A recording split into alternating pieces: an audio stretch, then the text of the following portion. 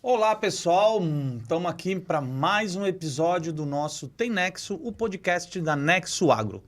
Hoje nós trouxemos mais uma vez um convidado que participou do nosso primeiro episódio aqui do nosso programa. Nós estamos aqui com a felicidade de trazer novamente nosso colega Ricardo Halber. Ricardo, tudo bem? Tudo bem, Fábio? Um prazer estar aqui de novo. Maravilha, Ricardo.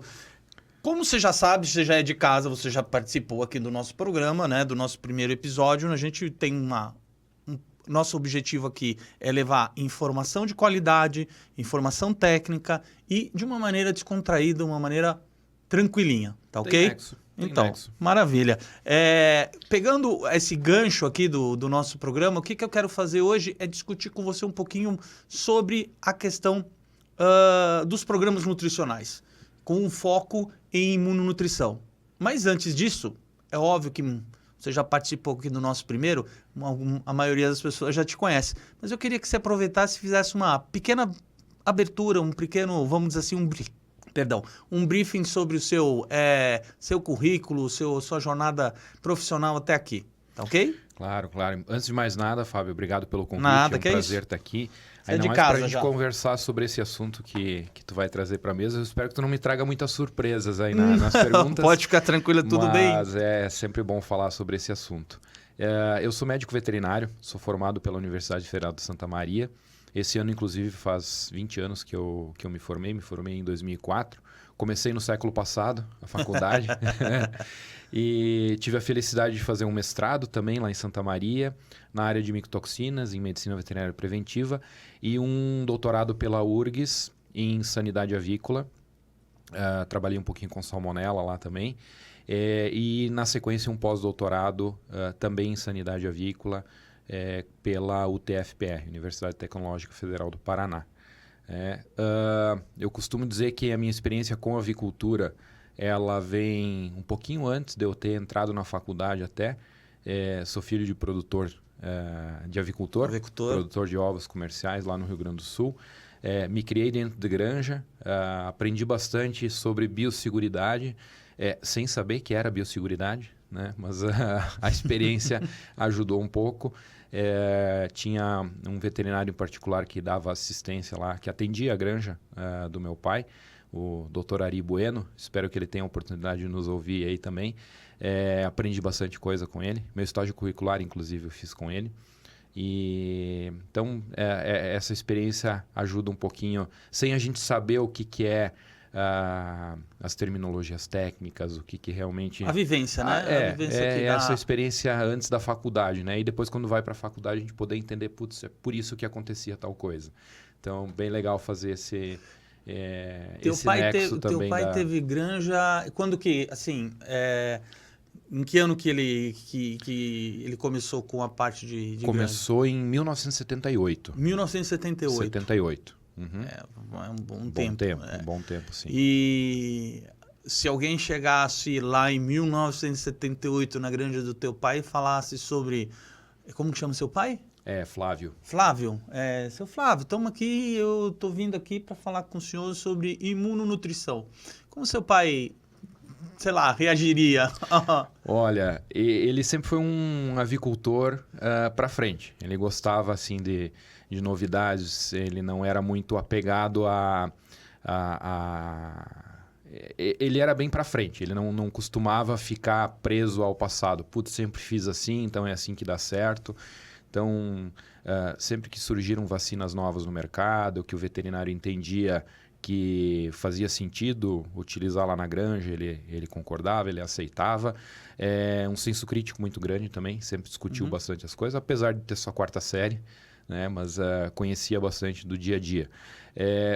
Apesar disso, eu acho que ele não ia entender muito bem do que se tratava naquela época, mas trazer alguns insights, algumas ideias para ele, eu acho que ele ia gostar da ideia. Então assim. tá, vamos fazer vamos aproveitar fazer um exercício aqui. Vamos imaginar que você está aqui, o seu pai está aqui, e como você descreveria o que é essa tal da imunonutrição? tanta gente fala. Hoje você abre as redes sociais, LinkedIn, ou qualquer congresso, simpósio, seminário, lá o tema tá a palavra imunonutrição. O que é imunonutrição? Eu acho que a gente começa falando um pouquinho, Fábio, sobre uma mudança de abordagem que a gente está passando na avicultura. A gente está passando de pensar em alimentar a ave, fornecer nutrientes para a ave, para fornecer nutrientes para as bactérias que vivem na ave, para a microbiota da ave. Uhum. E não só nutrientes do ponto de vista de nutrição propriamente dita, mas também no sentido de melhorar o status imunitário dessa ave. Quando a gente fala em imunonutrição, é justamente pensando nisso. A gente fornecer subsídios para a ave responder aos desafios que ela passa no dia a dia. Não necessariamente a gente está falando de alguma doença específica, né? Mas desafios do dia a dia que ela está lidando para ela poder passar por aqueles desafios da melhor forma possível. Isso significando lá no final um desempenho satisfatório, um custo mais baixo de produção, enfim, nessa linha.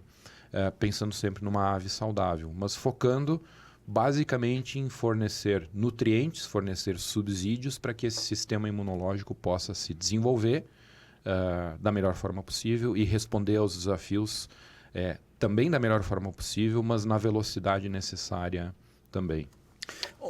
Eu me lembro que... Você lembra lá no nosso primeiro episódio, quando a gente fez, aí, com a participação teve... o Breno participou também do episódio, a gente conversou bastante sobre imunossupressão, né? Sim. E você pode me corrigir se eu estiver falando alguma besteira, mas eu percebo que o tema imunonutrição, ele toma ele cresce, né? Ele toma uma visibilidade grande hoje nas discussões, muito talvez como a ferramenta para esse controle da imunossupressão. Isso de alguma forma, as pessoas estão buscando, a indústria de uma forma geral, está buscando pela nutrição uma forma de resolver um problema que talvez teria que ter uma abordagem holística, ou é mais ou não? Existe uma visão clara de que é mais um elemento a ser trabalhado dentro do todo para a imunossupressão. Não sei se me fiz entender. Eu acho que sim, Fábio, mas eu acho que está mais no sentido de que isso já é uma abordagem holística. Apesar do termo remeter para nutrição, que a gente está falando de imunonutrição, mas nós estamos falando do sistema imunológico, nós estamos pensando já com um foco, um viés nutricional, mas pensando na imunidade desses animais, né? No combate aos desafios sanitários que essas aves vão enfrentar ao longo da vida. Um desses desafios são os agentes imunossupressores, né? Então, de fato, sim, a gente passando, estruturando melhor, vamos colocar dessa forma, o sistema imunológico, a gente está dando uma chance, vamos colocar assim, da ave responder melhor a algum quadro imunossupressor, ou esse quadro imunossupressor não ser tão grave quanto ele poderia ser. Eu queria que você me ajudasse a entender, né, entendendo a imunossupressão dentro desse cenário como um todo, quando a gente conversa sobre programas, né? Porque, em geral, e se eu estiver falando mais uma vez alguma besteira, se é de casa, você pode me corrigir. Em geral, quando a gente fala dos programas, né,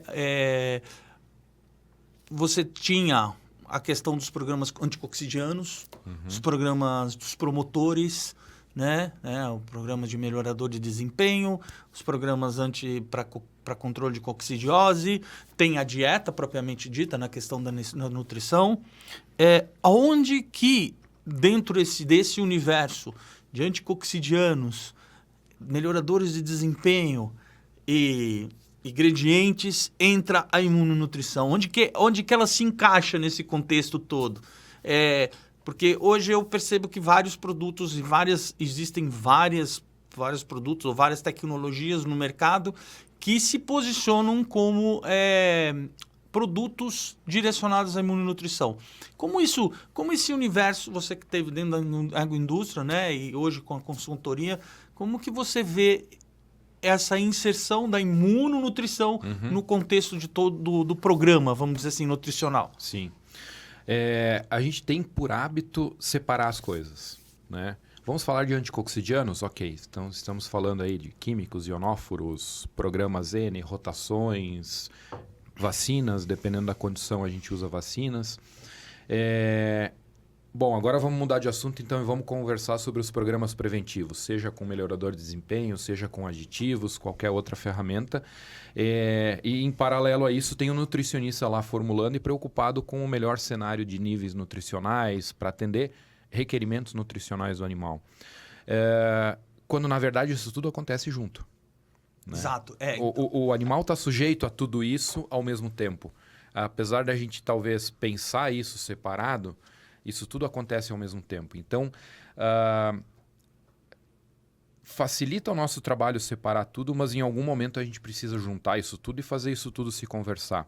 Então, eu montar um programa anticoxidiano já fazendo um paralelo com o programa preventivo de melhorador de desempenho ou de alternativos, né, com os aditivos, e sentando junto com o nutricionista para discutir níveis nutricionais, uso de enzimas ou alguma outra estratégia para reduzir, por exemplo, nutrientes não digestíveis, que o animal não vai aproveitar e que, em última análise, ficam disponíveis para a microbiota e, no geral, não é a parte boa da microbiota, vamos dizer assim, faz parte do nosso trabalho. Né? Então, eu acho que a terminologia imunonutrição ela veio para abraçar esse conjunto. Eu acho que não é mais um ingrediente nesse bolo. É o bolo.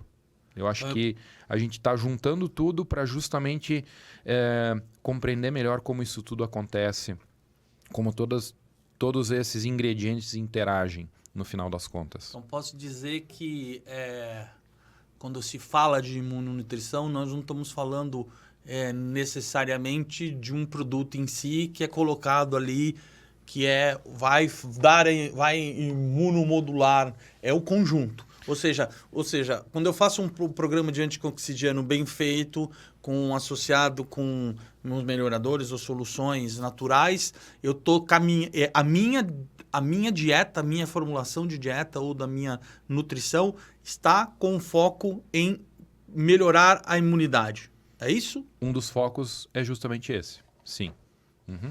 Quando a gente junta isso tudo, a gente está focando nisso. Quando a gente aborda esse tema, eu gosto muito de trazer o conceito de saúde intestinal. Porque, em última análise, a gente está lidando com o intestino da ave. Né? Quando a gente fala em nutrição, quando a gente fala em desempenho, a gente está fornecendo os ingredientes necessários para o animal se aproveitar desses nutrientes e, no final, nos entregar um desempenho satisfatório. Mas a gente precisa dar um mínimo de condições para esse animal responder. Né? E esse mínimo de condição passa por saúde intestinal. Né? Então, eu gosto de trazer esse conceito para a gente falar um pouquinho a respeito disso. Em primeiro lugar, a gente precisa ter uma microbiota estável nesse intestino. Certo. E quando eu falo por estável, eu não estou falando de que a gente necessite de uma certa abundância ou diversidade ou que a gente deva suprimir a microbiota. Depende muito do perfil do trabalho que a gente vai fazer. Mas a gente precisa ter essa microbiota estável. Né? Disbiose. Disbiose nada mais é do que uma alteração na estabilidade da microbiota. E isso nos traz prejuízos. Então, estabilidade da microbiota. Segundo ponto, o intestino ele precisa ter uma capacidade de se proteger dos desafios que estão na luz intestinal. Se a gente for pensar do ponto de vista prático, a luz intestinal é o meio externo. Né? Qualquer coisa que a ave ingerir vai estar na luz intestinal, é como a pele da ave, né? Como a nossa pele, o intestino vai sofrer basicamente as mesmas agressões. Então ele precisa ter uma capacidade de se defender. Como é que ele faz isso? Muco, ele tem uma capacidade de barreira. Quando a gente fala em micro-organismos, o sistema imunológico tem que estar respondendo bem. E ele precisa ter uma capacidade de responder de uma forma rápida a esses desafios. Ele não pode demorar muito tempo enquanto ele está sendo agredido, porque vai prejudicar enfim, o tecido entérico como um todo. E os nutricionistas talvez não vão gostar do que eu vou falar, mas o terceiro ponto e último dessa lista é uma capacidade adequada de digestão e absorção dos nutrientes. Por que vem por último esse? Se deveria ser o nosso objetivo principal. E é o nosso objetivo principal. Sim. Mas ele vem por último porque se eu não tiver os outros 2 pontos, se eu não tiver uma microbiota estável e uma mucosa protegida que saiba se defender, eu não consigo fazer a absorção.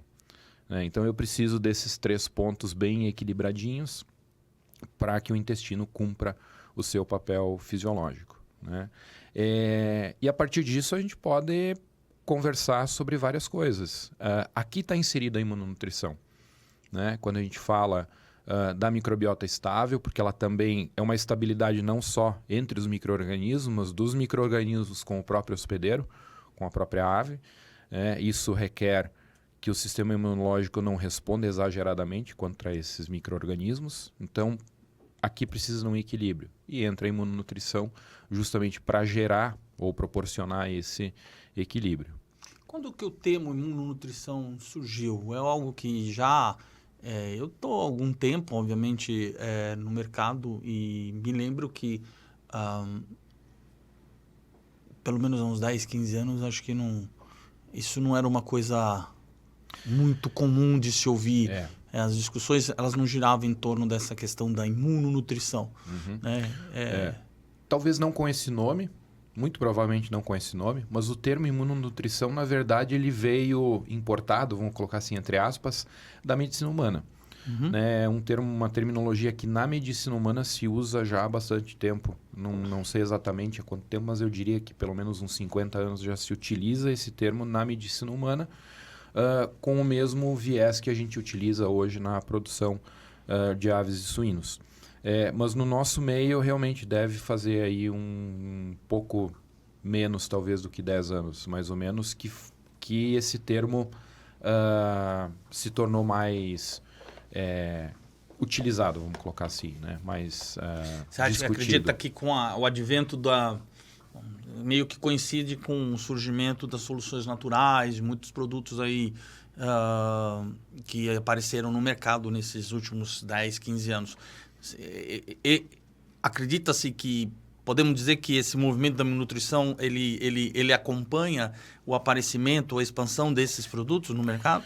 Sim, mas eu acho que é mais em função das recentes restrições ao uso dos promotores de crescimento, principalmente, os antibióticos promotores de crescimento, e que daí o termo imunonutrição e o conceito que ele carrega junto nos ajuda como técnicos a entender melhor o que fazer quando na falta deles. Na falta deles, exatamente. Então, poderia dizer que a falta a necessidade melhor, recapitulando, a limitação, né, das soluções ou das alternativas como melhoradores de desempenho ou promotores de crescimento, antibióticos como promotores de crescimento, levou à necessidade de entender outras soluções que pudessem garantir essa qualidade ou essa manutenção da imunidade de uma forma... Exatamente. A partir do momento que a gente passa a ter uma restrição de uma ferramenta que a gente utiliza comumente e não há discussão de que traz resultado, né? Isso tá bem claro. Vários trabalhos aí que a gente pode citar que trazem essa informação. Então, a discussão não é dar resultado ou não dar resultado. A discussão é não podemos mais utilizar, né? O que vamos fazer, então? A gente não quer perder aquele resultado que a gente já tem. A gente não quer voltar atrás nisso. A gente quer evoluir. Então, passa a ter uma abordagem diferente, né? E como montar os programas sem contar com a ferramenta do AGP.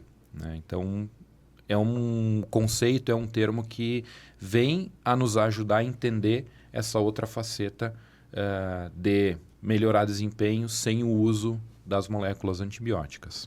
Eu queria pegar o gancho, então, agora, realmente, desse...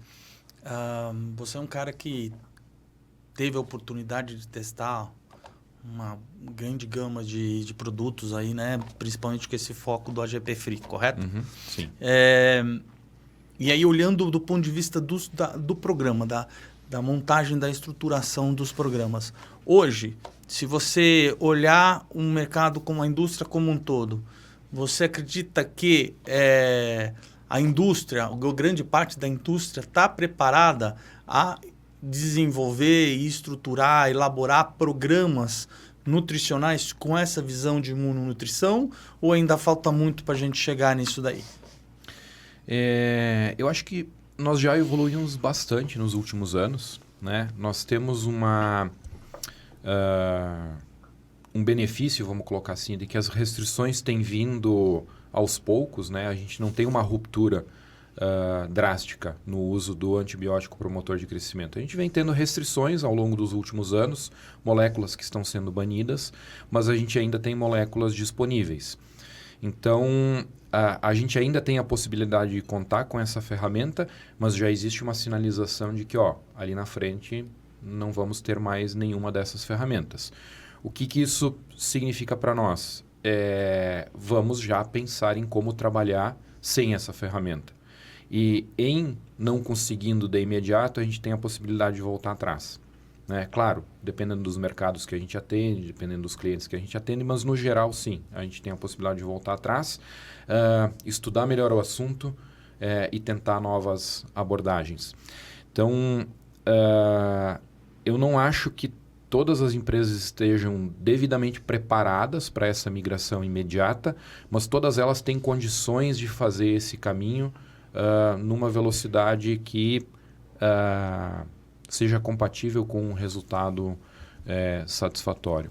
Você acha que a imunonutrição, ou o tema imunonutrição, a evolução do tema imunonutrição, ele vai ser... Ele existiria ou ele avançaria se, independentemente se houvesse ou não essas restrições dos melhoradores de desempenho? É difícil dizer se existiria sim, ou não, né? Mas eu acho que em existindo talvez demoraria mais para tomar a dimensão que já tem hoje. Né?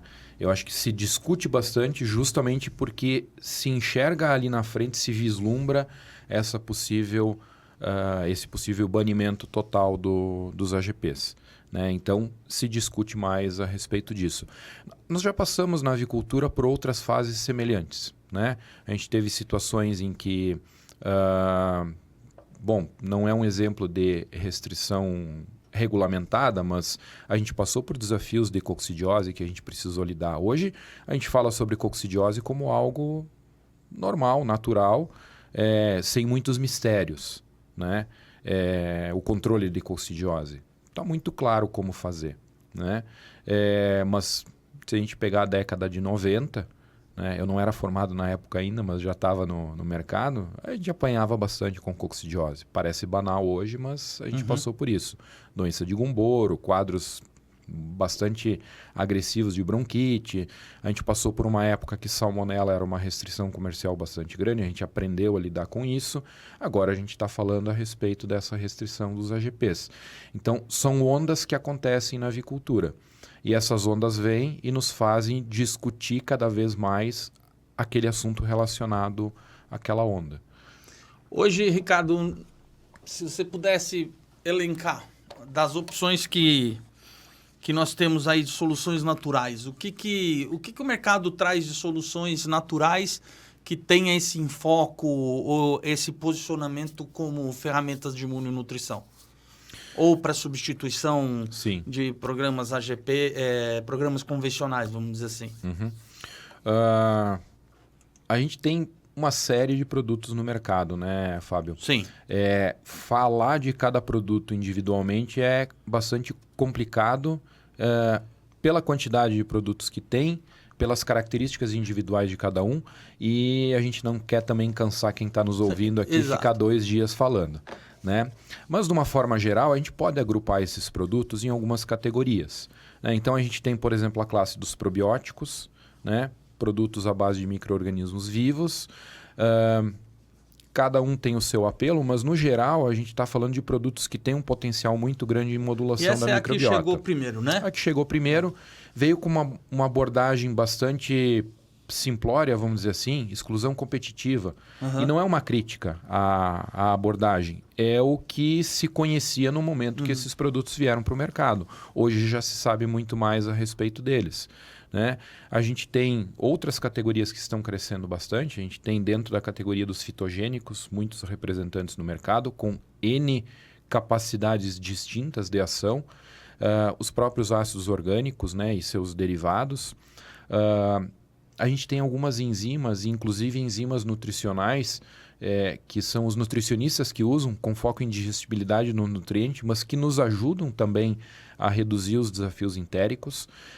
E algumas outras categorias como os prebióticos, que também não são tão recentes assim, mas que têm nos últimos anos aparecido um pouco mais no mercado e a gente tem entendido melhor as características desses produtos, até categorias mais recentes como os pós-bióticos, né? Que também a gente está tentando entender. Dentro desse conjunto aí de basicamente 5 ou 6 categorias que eu citei, a gente tem ótimos representantes dentro de todas elas, falando aí em termos de produtos, né? O que a indústria tem por hábito muitas vezes, e não é intencional, é uma questão de como que se trabalha normalmente. Bom, eu vou substituir então um promotor de crescimento por algum alternativo, mas eu estou pensando, eu tô com o chip do promotor de crescimento ainda. O que isso quer dizer? Eu vou usar essa era a minha pergunta. Do início ao fim do ciclo produtivo o mesmo promotor de crescimento. Se eu faço isso com promotor de crescimento, lógico que lá com 6 meses, 4 meses, enfim, mas num período pré-determinado eu faço uma rotação de princípio ativo, mas o fato é que do alojamento até o abate eu uso o mesmo princípio ativo. Bom, se eu faço isso com um antibiótico promotor de crescimento, se eu vou olhar para a linha dos alternativos, eu teria que fazer a mesma coisa. Eu vou escolher lá um ácido orgânico e ele vai substituir o promotor de crescimento do dia 0 ao dia 42. Né? Na verdade, não é isso que acontece. O promotor de crescimento ele tem um mecanismo de ação amplo e que ele consegue atender, contemplar todos os desafios que o animal passa ao longo da vida dele com um único produto, com uma única molécula. Quando a gente fala dos aditivos, dos produtos alternativos ou naturais, enfim, cada produto tem a sua característica e ele atende um determinado desafio. Né? Como esses desafios mudam ao longo da vida do animal, naturalmente eu preciso contar com diferentes produtos ao longo da vida desse animal. Esse é o gancho. Você me deu um gancho para um quadro nosso que é o Tem Nexo e Não Tem Nexo. Ah, legal. Então você já conhece o quadro, conheço. Maravilha. Então nesse quadro eu faço algumas afirmações e você diz se tem nexo ou não. Uma das afirmações é exatamente essa. A afirmação em programas de AGP Free, para substituição de melhoramentos de desempenho, antibióticos melhoradores de desempenho, é possível realizar essa mudança apenas utilizando uma solução natural ou um alternativo único em substituição ao promotor? Não tem nexo. Não tem nexo. Não tem nexo exatamente por isso. Por isso que eu comentei. Não é possível contemplar com um único produto. E apesar de ser possível contemplar com combinação de 2 ou mais produtos,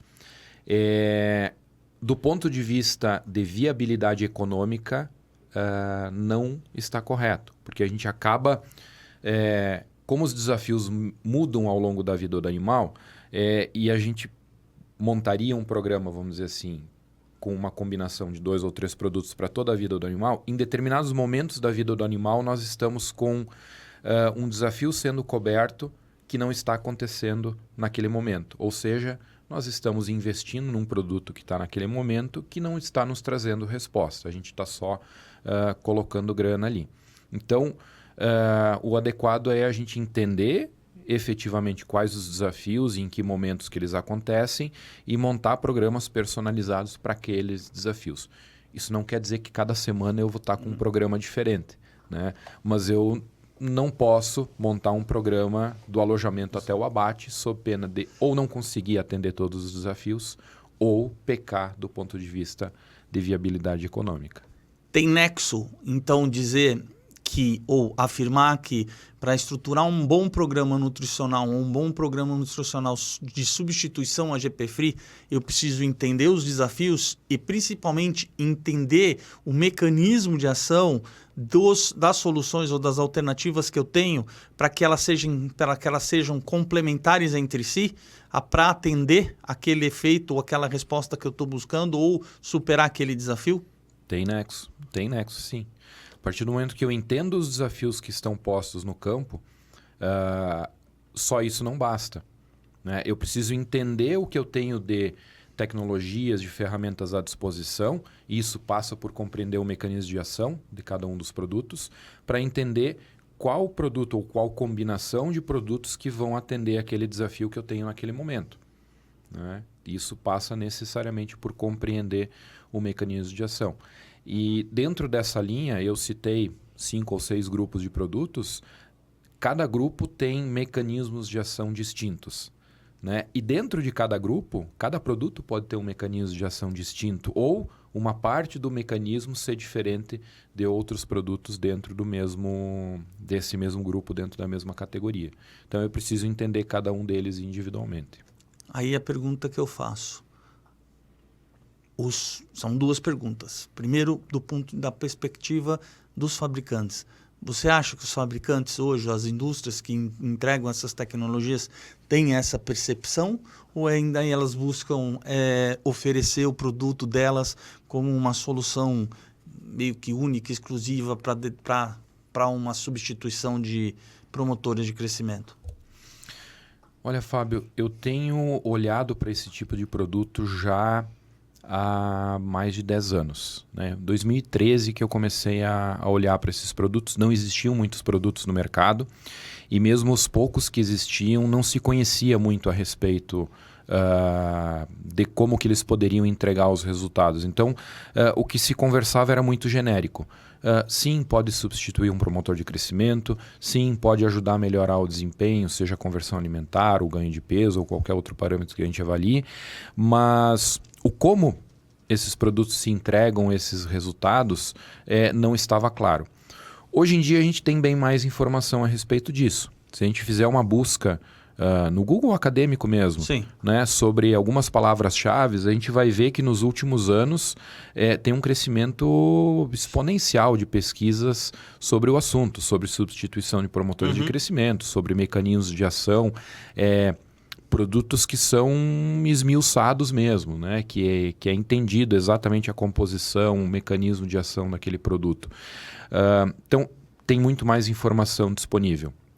O usuário, ou a pessoa que vai utilizar esses produtos, né, o sanitarista, o nutricionista que vão utilizar, têm mais acesso às informações, então estão com mais possibilidade de entender melhor esse mercado, e os fornecedores têm uma chance grande de não só estudar o que já vem sendo feito, mas de criar informações através de pesquisas sobre os seus produtos específicos. Então, hoje em dia, alguém que não tem essas informações é porque não está trabalhando para buscar essas informações, porque é possível já ter muito detalhamento sobre isso, tanto do ponto de vista genérico, sobre a categoria, quanto do ponto de vista específico de algum produto comercial. Claro que vai variar muito o tanto de informação que cada empresa disponibiliza a respeito disso, né? Mas aí é uma questão de estratégia de cada empresa. Agora, olhando do lado da indústria, e aí, obviamente, a gente tem diferentes níveis, né? Desde as grandes agroindústrias até um produtor independente. Você acha que o mercado, de uma maneira geral, ela está preparado e receptivo para essas novas soluções? Entende, quer entender, ou acha que está tudo dentro do mesmo balaio? Eu acho que não está preparado ainda, Fábio. A gente tem muita coisa para discutir a respeito dessas estratégias, mas eu acho que o mercado está bem receptivo.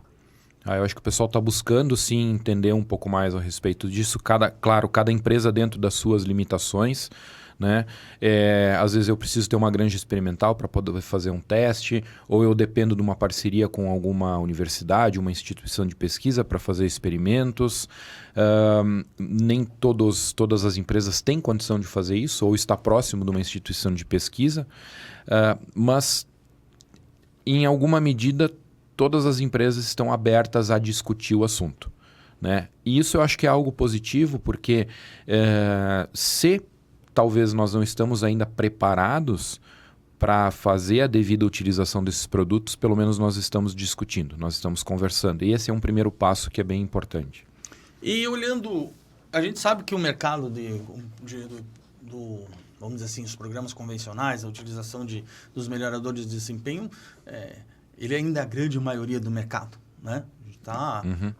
E acredito que isso não vá mudar assim repentinamente. Esse segmento ele vai, óbvio, a questão do uso prudente, de usar o antibiótico de uma forma mais racional. Você acredita que tem espaço da utilização dos antibióticos junto a essas soluções alternativas? Sim, eu entendo que tem espaço, sim. Como que você vê, como que isso poderia ser feito? Como o produtor ou o técnico poderia ver isso de uma forma que eles não são excludentes, mas sim poderiam ser complementares? Sinérgicos, né? O primeiro ponto é que a gente não tem dúvida de que os promotores de crescimento, eles trazem um resultado. Sim. Né? A gente pode ir na literatura e achar aí facilmente trabalhos que demonstram 13,5% de perda em GPD ou em conversão alimentar quando tira o promotor de crescimento e não se usa nada no lugar. Então, que eles nos ajudam, que eles trazem resultados, tá claro. Mas eu acho que uma coisa que a gente pensa muito pouco é: será que ele entrega todo o resultado que o animal pode nos dar? Né? E aí é que eu acho que não. Eu acho que tem espaço para a gente conseguir melhorar os resultados zootécnicos, né, de desempenho zootécnico dos nossos animais, até pelo potencial genético que eles têm, além do que o promotor de crescimento já entrega. Aí que entram as outras alternativas, né? Claro, tem que ser algo bem estruturado, bem pensado, porque o promotor de crescimento ele tem um mecanismo de ação. Os produtos alternativos, cada um tem o seu mecanismo de ação também. Eu preciso entender como que cada um trabalha, para a hora que eu pensar em algum programa conjunto, eu não ter um antagonismo de efeitos. Só para dar um exemplo para a gente pensar a respeito. O promotor de crescimento, uma das ações dele no animal é suprimir a microbiota. Uhum. Então a gente tem uma redução mesmo na diversidade e na abundância de micro-organismos no intestino. Sim. De outro lado, um probiótico, genericamente falando, ele tem um dos mecanismos dele é de promover diversidade e abundância de micro-organismos no intestino, né? Então, não tem certo ou errado. Uhum. Cada um tem o seu papel. Mas a partir do momento que eu boto os dois juntos, eu tenho um antagonismo de ações. E daí eu não estou falando que o antibiótico promotor de crescimento vai inibir ou eliminar o probiótico, porque tem N trabalhos que demonstram para cada cepa probiótica que tem resistência, ou melhor, que não é sensível a uma enramicina, uma vilamicina ou qualquer outro promotor de crescimento. Até aí, ok. Mas o mecanismo de ação, a função de cada um deles no intestino do animal é antagônica. Um suprime a microbiota e o outro estimula a microbiota. Então não faz muito sentido eu juntar os dois. Uhum. Né? Teria que buscar alternativas outras que poderiam alternativas. ter uma ação Exatamente. muito parecida, que estimularia aquele aspecto. Exatamente. Então, se eu tenho um desafio por alguma bactéria específica, um Clostridium, por exemplo, o promotor de crescimento não está conseguindo segurar todo esse desafio, bom, eu vou então e olho dentro do que tem no mercado de alternativo, o que pode me atender para esse desafio específico. Aí sim eu estou pensando em sinergia. Aí eu posso entregar um resultado melhor em termos de desempenho daqueles animais. Faz sentido. Quando você pensa, eu imagino que você deve ser consultado aí, o pessoal deve te chamar bastante. Quando te chamam para fazer um programa, elaborar um programa desses nutricionais e tal, qual é a quantidade de produto? Até onde pode ir nesse mundo de alternativas? Porque, assim, pode empilhar um sobre o outro. Como que é? Qual que é a visão? Entendendo que, obviamente, nenhum deles é capaz de substituir o promotor de crescimento convencional. Qual é o limite? Vai depender muito do que a gente tem disponível, do quanto que a gente já estudou a respeito daqueles produtos. O que eu costumo falar? Eu, de 2013 até 2021, mais ou menos 150 produtos eu tive a oportunidade de avaliar. Não todos a campo, em condições de campo propriamente dita, mas pelo menos em granja experimental. Então, eu tenho experiência com alguns produtos. Vários desses foram bem nessas granjas experimentais, foram utilizados a campo e trouxeram resultados positivos. Então, eu conheço a respeito desses produtos. Mas o que eu costumo falar para os meus clientes? Eu não posso chegar e dizer assim, eu tenho experiência com esse produto, monta o programa dessa forma que vai te atender. Se o cliente não teve experiência com algum daqueles produtos ou com todos daqueles produtos. Então, o ponto de partida é sair sempre da experiência que o cliente já tem.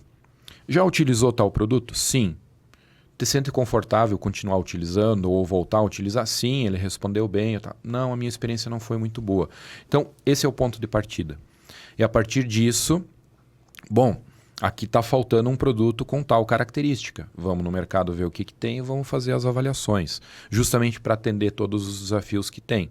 Em termos de combinações, no mínimo 2 produtos eu vou precisar trabalhar, porque a gente não tem um produto na linha dos alternativos que atenda todas. Tem o entendimento do mecanismo de ação. Do mecanismo de ação, exatamente. Entender o que cada um pode entregar. Exatamente. Às vezes tem produtos, e essa é uma discussão que a gente já teve há um tempo, é aquela, o meu produto faz isso, aquele tal solução faz isso. Uhum. Não é que muitas vezes é a questão do que... do mundo de coisas que ela faz, mas tentar se concentrar naquela característica ou aquele mecanismo, não é o mecanismo, mas o efeito que ela provoca ser o mais evidente, né? Vamos dizer assim, ser o mais primário. Pelo mecanismo de ação do produto, ele pode entregar vários efeitos e muitos deles dentro do que o promotor de crescimento também entrega. Mas ele tem uma fortaleza. Cada produto tem uma fortaleza, né? E daí essa fortaleza pode ser 1 ou 2 efeitos, mas não vai ser um leque muito grande de efeitos. Apesar dele poder ter esses outros efeitos também. Mas vai ter 1 ou 2 que vão ser os principais. É ali que é a fortaleza do produto. É ali que o técnico tem que prestar atenção para fazer a combinação, a melhor combinação. Exatamente. Entre as alternativas que estão aí presentes. Por exemplo, antimicrobianos com... efeito antimicrobiano com efeito anti-inflamatório, nessa linha. Exatamente. Você faz os programas, certo? Já fiz bastante programas. Mas maravilha, no bom sentido. No bom sentido. Aí, a pergunta que sempre que surge, a questão custo. Sim. Como que isso hoje é encarado dentro da indústria?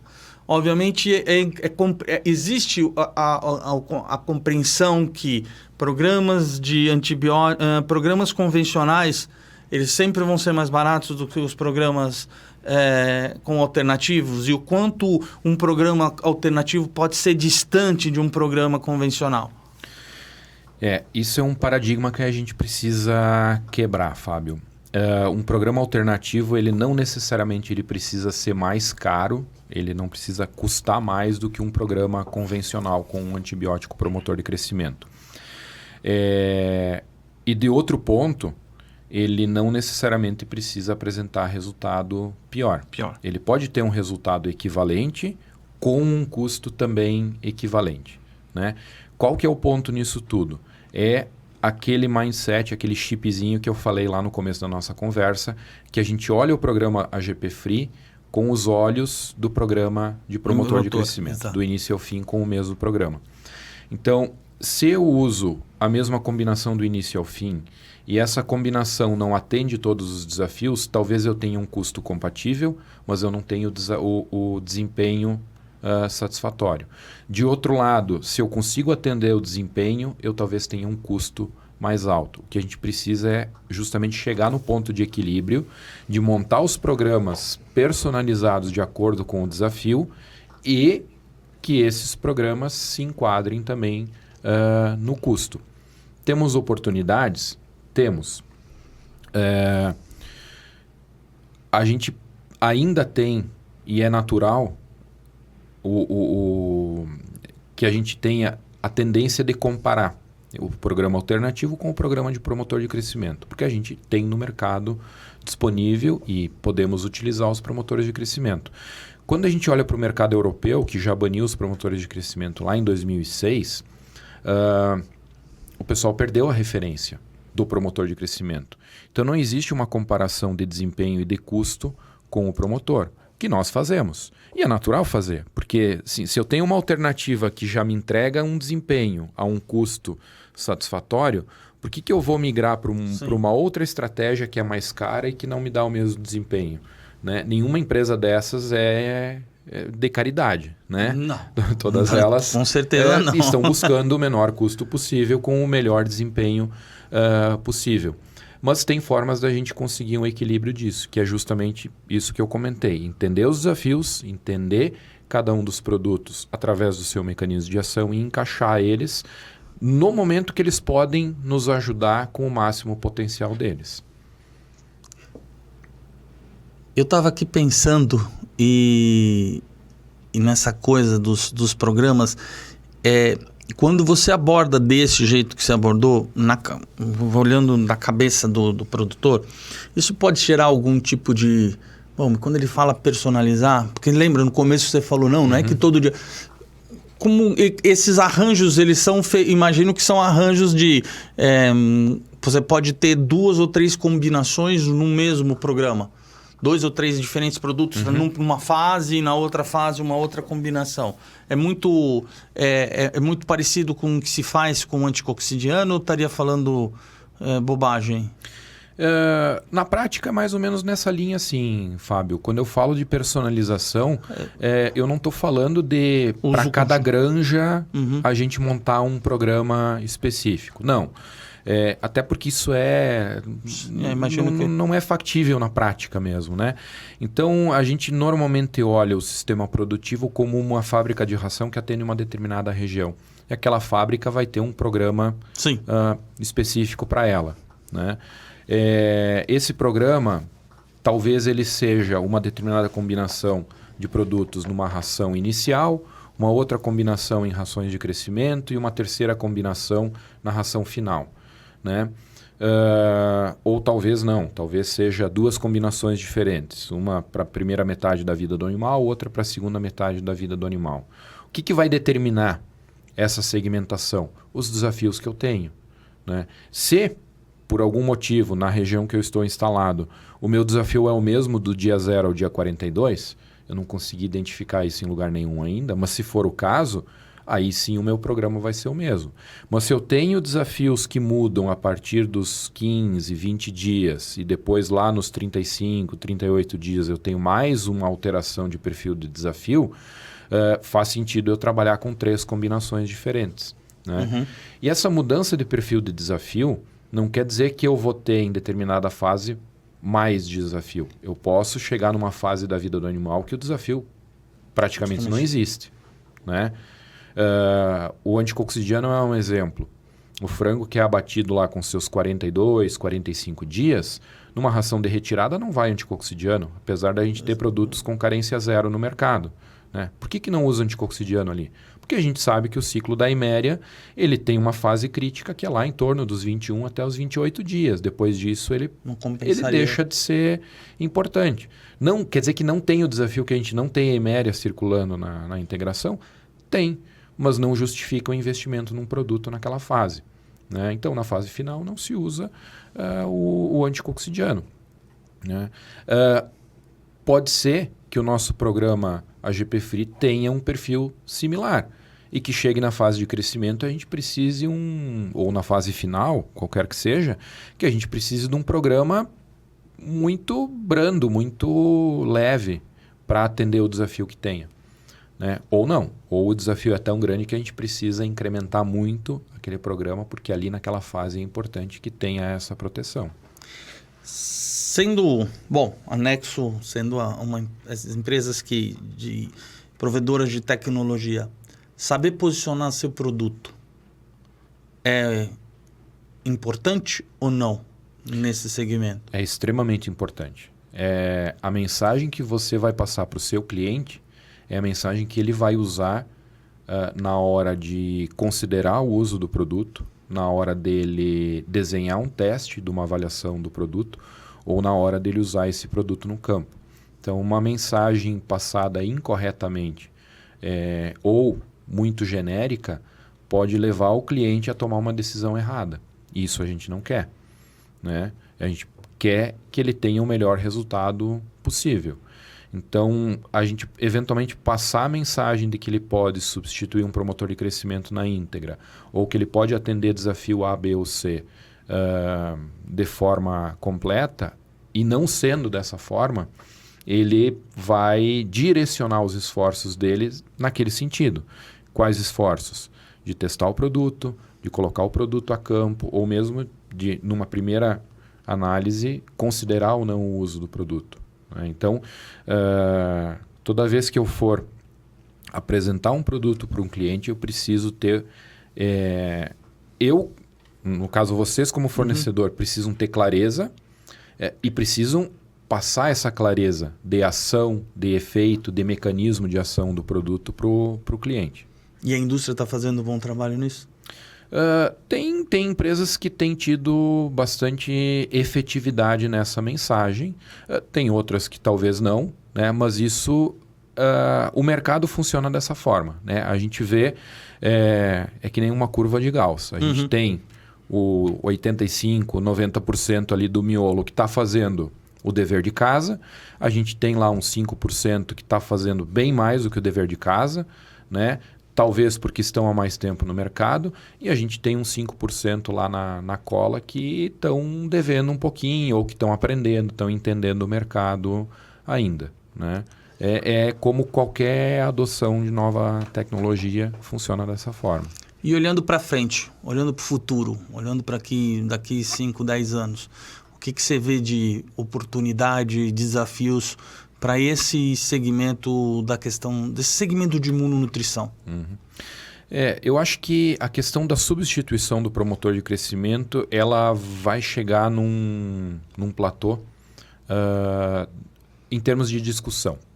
Eu acho que em algum momento, e vai ser relativamente logo isso, talvez em alguns 2 ou 3 anos, o mercado vai, entre aspas, cansar de discutir esse assunto, mas como a discussão em torno do uso de antibióticos está tomando cada vez mais forma e está sendo cada vez mais discutido, até no nosso meio de produção animal, a gente vai começar a discutir mais tecnologias no sentido de tratamento de algumas enfermidades, especialmente enfermidades bacterianas, né? Estratégias terapêuticas mesmo, em substituição aos antibióticos. Eu não estou querendo dizer com isso que a gente vai parar de usar antibiótico ou que a gente deveria parar de usar antibiótico. O problema maior é que, numa perspectiva de médio e longo prazo, a gente não vislumbra desenvolvimento de novas moléculas antibióticas. Elas vão ficar mais restrito com as alternativas que tem. Exatamente.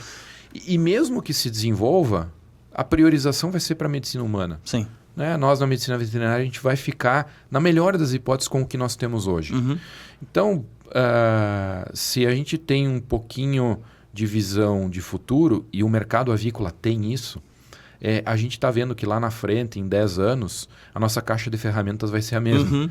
Então, a gente precisa cuidar bem dessas ferramentas. Né? Então, talvez o antibiótico não seja minha primeira arma, minha primeira estratégia. Talvez seja um alternativo. Né? Mas daí vem um trabalho também da indústria que desenvolve esses produtos, de encontrar formas de viabilizar do ponto de vista financeiro também, que esses produtos sejam mais populares, não no sentido pejorativo da palavra, mas no sentido de ter uma viabilidade econômica maior. Né? Que a gente já consegue enxergar na substituição do promotor de crescimento, mas quando vai para a linha de substituir um terapêutico, por exemplo, são custos mais elevados. Então, eu acho que a gente vai caminhar mais para esse lado mesmo, de discutir mais estratégias alternativas para tratar doenças mesmo, né? Em substituição aos antibióticos. Agora nós vamos para o nosso quadro. Você já conheceu, você participou da primeira vez, que chama Dicas de Ouro. Acho que você deve lembrar. Imagine se você entrando num elevador com um produtor que usa programas convencionais e que está em dúvida se ele vai para a GP Free ou se ele fica no convencional porém ele quer ter uma experiência com os alternativos. Então vocês vão subir o elevador e você tem a chance de dar 3 dicas de ouro para ele sobre como ele deveria pensar, o que ele devia considerar para avançar na experiência dele com um programa, seja um programa de alternativos ou seja a utilização de alternativos em programas convencionais. Você tá subindo o elevador e é a chance que tem de dar para ele uma oportunidade de ele pensar, refletir a respeito. Legal. Eu acho que a primeira coisa, né, nesse sentido é preparar o sistema produtivo. As granjas estarem preparadas para trabalhar com uma substituição de promotores de crescimento. Como é que a gente faz isso? Tem um trabalho grande para ser feito. Passa por biosseguridade, passa por intervalo sanitário. O antibiótico, querendo ou não, ele acaba compensando algumas falhas de manejo, alguns desaforos que a gente faz com o sistema produtivo, né? Por exemplo, intervalo mais curto, né? Então, a gente precisa ajustar isso também. A segunda dica é teste, faça avaliações, entenda as alternativas que estão no mercado, né? Não sai fazendo do dia para a noite. Bom, então agora eu decidi trabalhar com produtos alternativos, seja para substituir o promotor, seja para complementar o efeito do promotor e já sair fazendo de qualquer jeito. Não.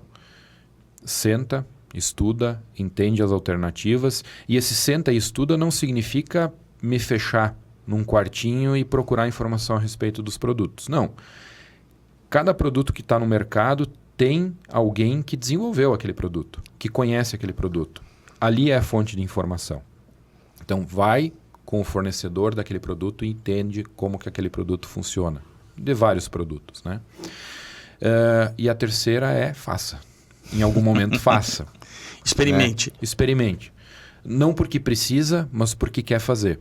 Porque a hora que precisar fazer, a hora que vier uma restrição mais pesada, eu tenho já uma experiência. Eu posso nem seguir com aquela experiência, né? Eu posso fazer por um tempo e dizer, beleza, entendi mais ou menos como é que funciona, mas eu vou realmente ficar aqui com o promotor de crescimento.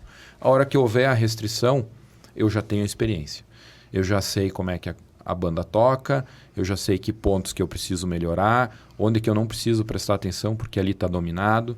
Então, mas faça, em algum momento faça.